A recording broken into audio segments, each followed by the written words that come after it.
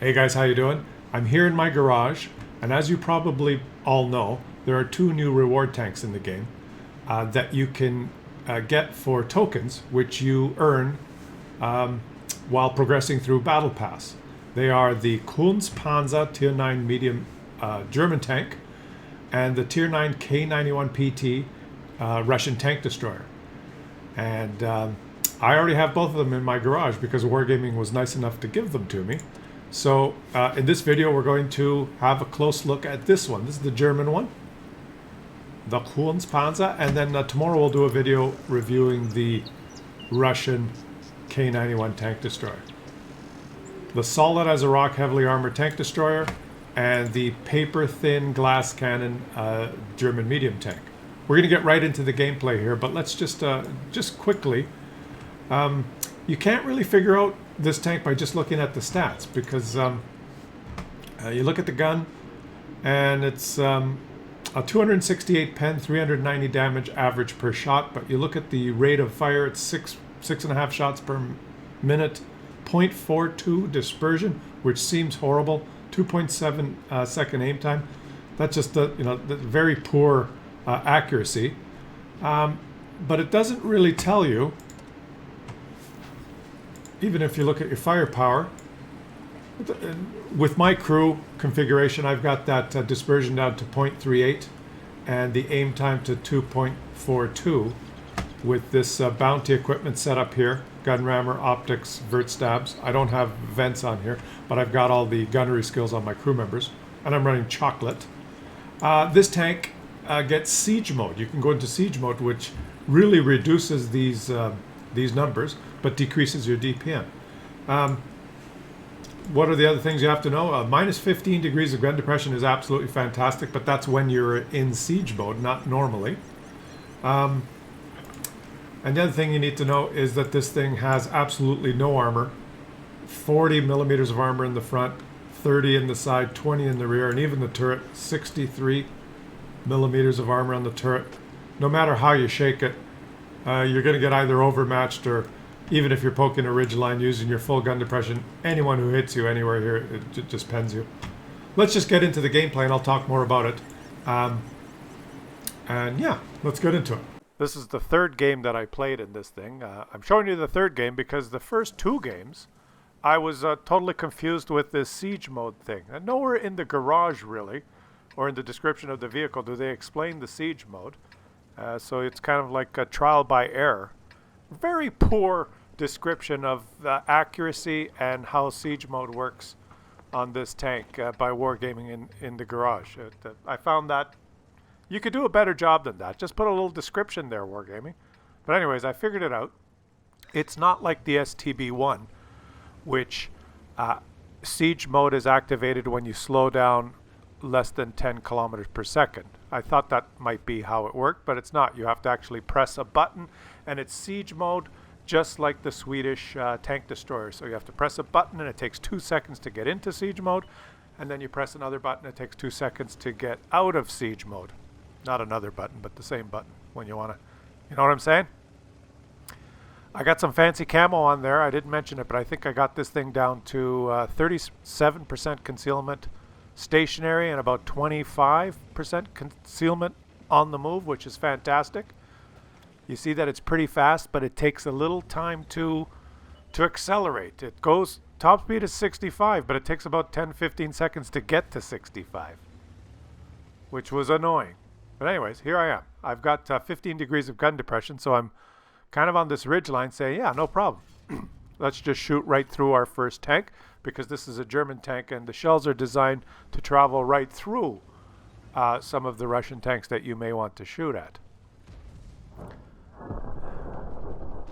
Do you guys have a problem with ghost shells in this game lately? Now, right about here, I'm thinking, okay, maybe I should just not play today, because that was about the 5th or 6th ghost shell in my first 3 games. It's just ridiculous. I don't know what's happened. Is it the servers, or I'm just sitting here thinking maybe I should just stop playing. But that is the topic for another video. Anyways, we are in siege mode here, and you notice this thing's pretty maneuverable even in siege mode.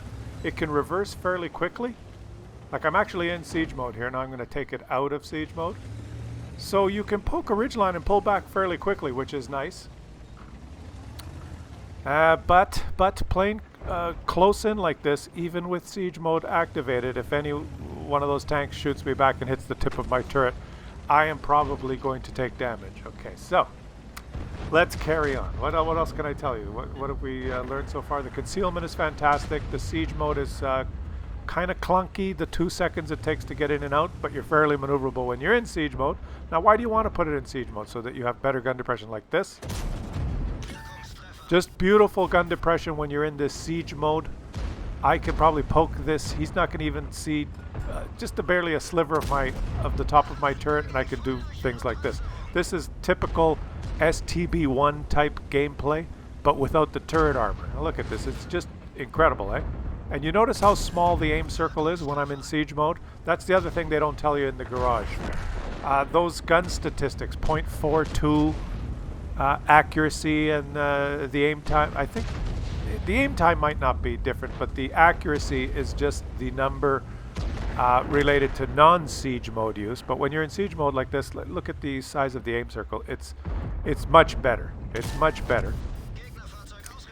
But the other thing they don't tell you, of course, in the stats, is that the gun takes longer to reload when you're in siege mode. Okay, now I'm getting out of siege mode.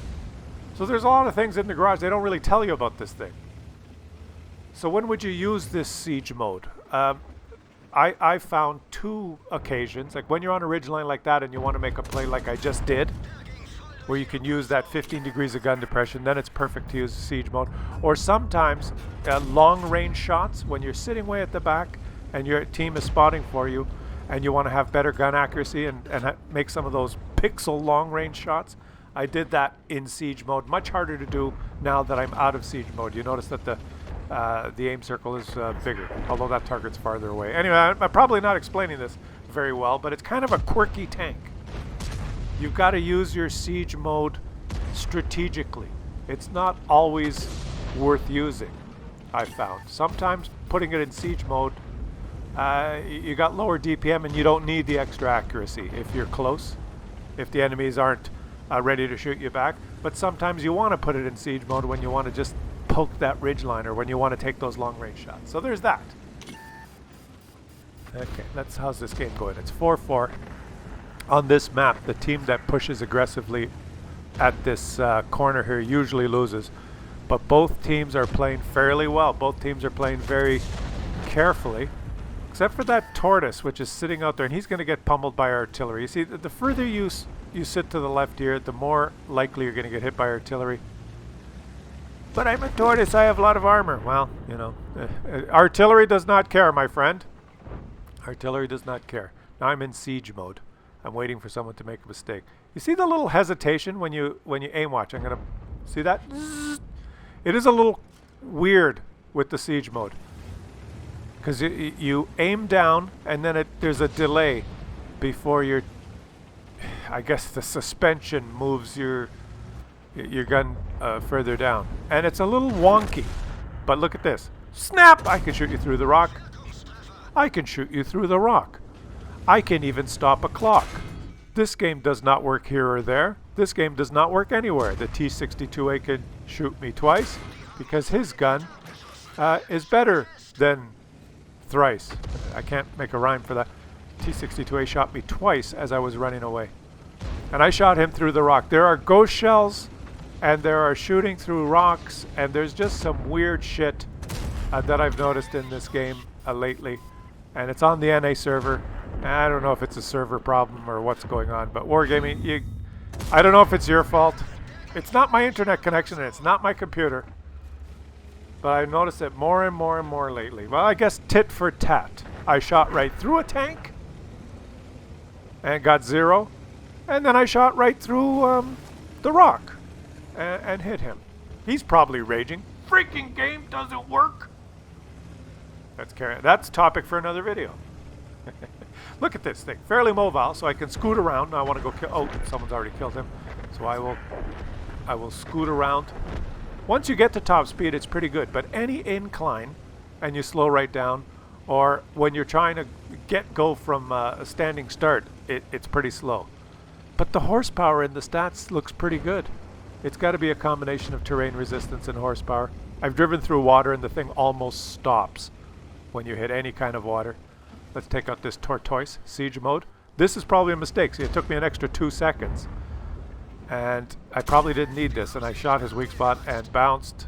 And let's take this freaking thing out of siege mode. See, sometimes it's not worth doing. Let's just do it. We can do it normally. Avished! And I saved my buddy. 10-10. Close game. Come on, let's do it. So you can see this little glass cannon type thing here, right? There's no siege mode necessary here, because he is reloading. No siege mode necessary. But yeah, the aim circle is bigger. You are less accurate when you're not in siege mode. You are less accurate. I think people that play it with not very good crews are going to notice that. But let's be real. You're not going to see any novices playing this tank. Probably going to be mainly dedicated players that are going to have great crews. Probably pretty good players playing this thing.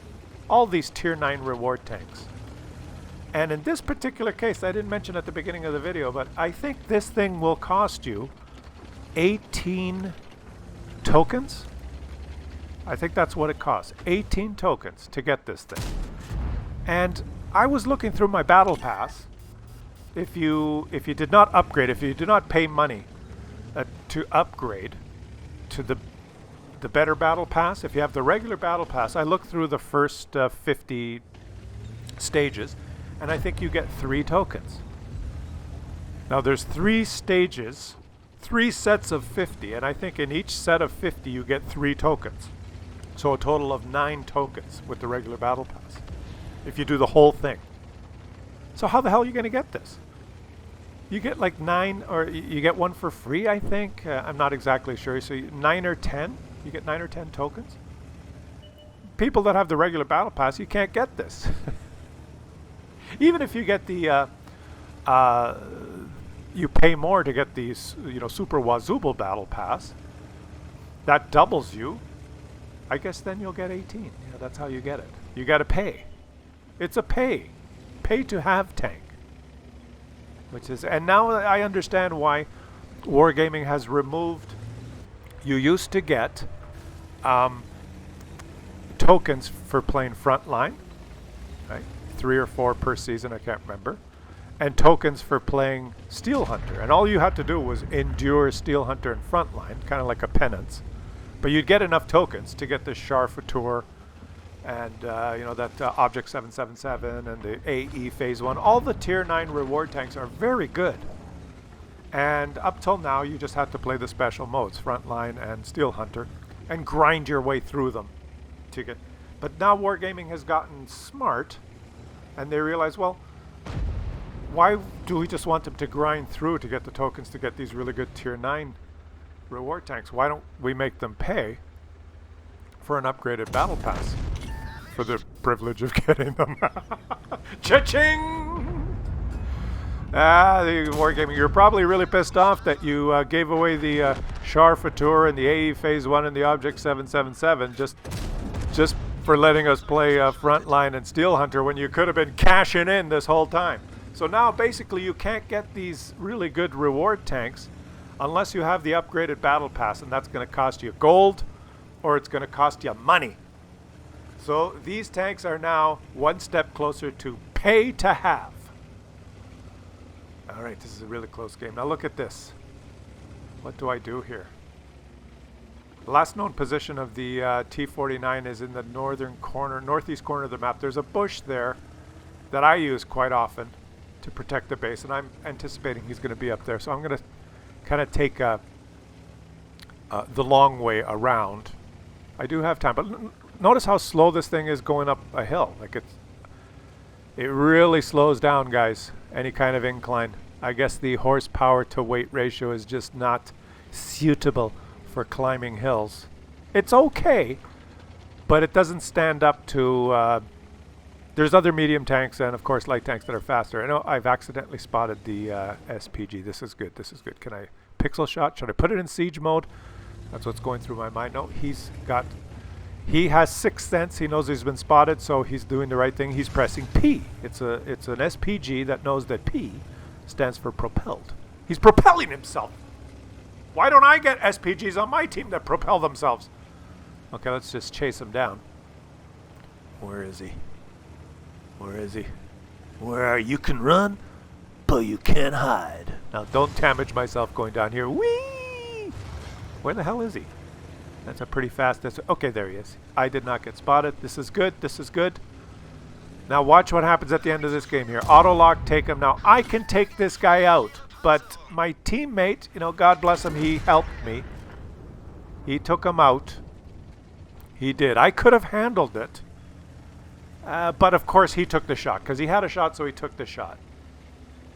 And in hindsight is 20/20, I would have preferred if he held that shot. No, if he just held that shot, and let me get Top Gun, and held it for the T-49 who's hiding right here, who hits me for 993. We have now discovered, and I've illustrated, the weakness of this tank is that it has no armor. So even an HE shell can just wreck you. It completely wrecked me, and now I'm crawling up this hill and I'm realizing I'm too slow to hit him before he reloads.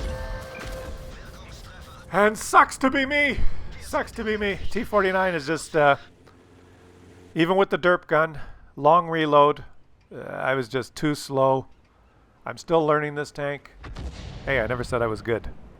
I thought, oh, I can hit him 2 times before he reloads, but I'm crawling up the hill at 8 kilometers per hour.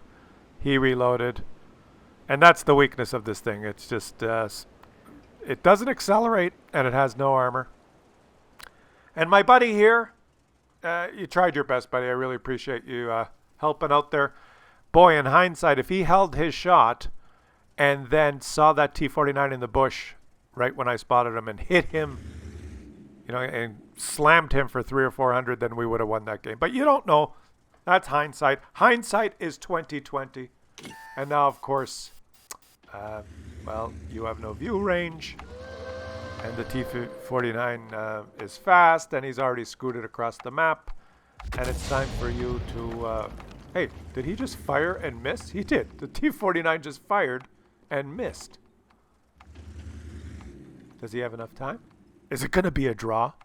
Is it going to be a draw? How long does it take a T-49 to load? Right about now. Right about now. The T-49's loaded. Yes, defeat. Defeat. Defeat. But hey, I think this game illustrated kind of the strengths and the weaknesses. The strengths, the siege mode, the gun depression, the mobility when you're going full speed, I guess, the concealment. The weaknesses, no armor, very poor acceleration. And the other weakness is unless you pay, you can't have one.